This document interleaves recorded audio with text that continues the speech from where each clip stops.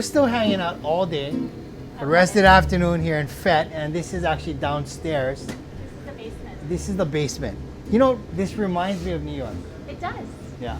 So now I wanted to cover like the denaturization, right? Denaturing of proteins and how it works in cooking. So wanted to make ceviche. Nice. For myself, I have a love affair of ceviche. When I was in New York, I only hung out with like Latins and Italians. That's it. So just kind of gravitated towards that.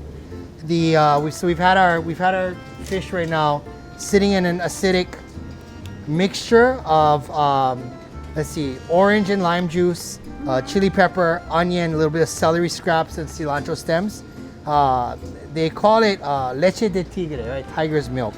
You know, it's been cooking now for about 10 minutes. Can they see the difference now? So, right, denaturization of proteins is when acid works with proteins and it cooks it. You see the sort of opaque nature, right? Well, one trick that I learned upstairs, what we did as we were doing our caramelization and Maillard activities, is that the shrimp was cooking in a court bouillon. A court bouillon is basically, it is like a flavorful liquid. And to that we added some baking soda. Baking soda changed the alkalinity of the water, all right? And what I learned what that does is that it helps to sort of almost set the outside of the protein. Well, alkaline is the opposite of acidic. Acidic. That's Yeah. right. Being. One thing that I think we've all encountered this. If you have like, coconut shrimp that's super mushy, it's probably been hanging on the marinade for too long. Right. So if we were just to leave the shrimp in, just in simply acid, it doesn't have that snap. So by poaching it real quick in this alkaline water, we're gonna give it a little bit of snap. So about 15 minutes now. Got this. Chef, I apologize. I didn't mease myself out. May I have a little bit of salt? Salt, yes. Salt. Nice. Yeah. So this is a technique that I learned in culinary school. We all learned it in culinary school, and then you almost never do it. But if you go camping a lot, this is a great technique to learn how to make garlic puree, right? So you don't need microplanes and all that other stuff. So you chop up your garlic, you add some salt for some grit, and then you mush it down.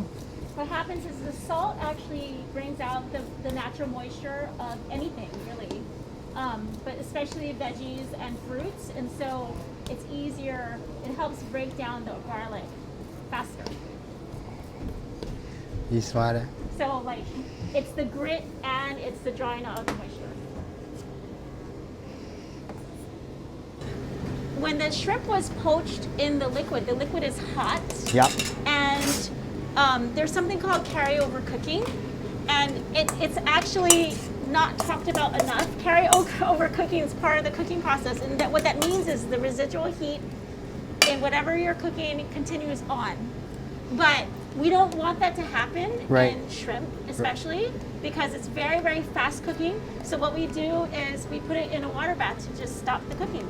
The shocking process. The shocking process actually, thank you, Chef, it's very, very important. We utilize it whenever we're blanching anything. Blanching is taking a product, any product, and you part cook it. You'll cook it like, depending on what application it is, depends on how far ahead you cook it. Yeah. And then you need to shock. And one thing that I love, pumpkin seeds. Pepitas. And I learned this one in Miami, corn nuts. There's almost always, when we're cooking here at FET, we almost always add more salt, more acid. All the time? Always. All the time. Always. Yeah?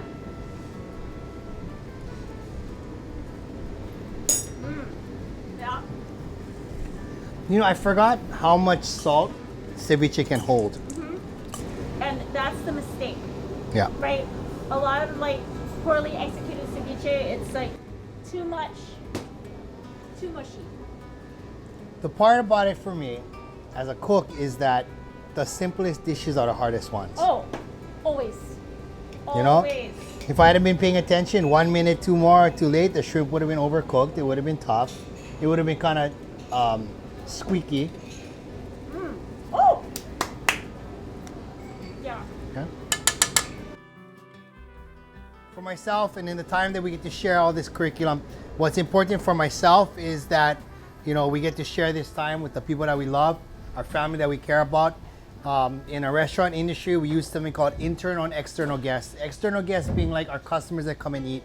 Our internal guests are our coworkers, our colleagues, and our family.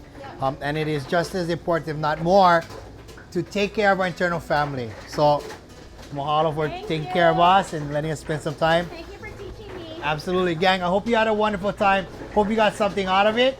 We'll see you later. Take care.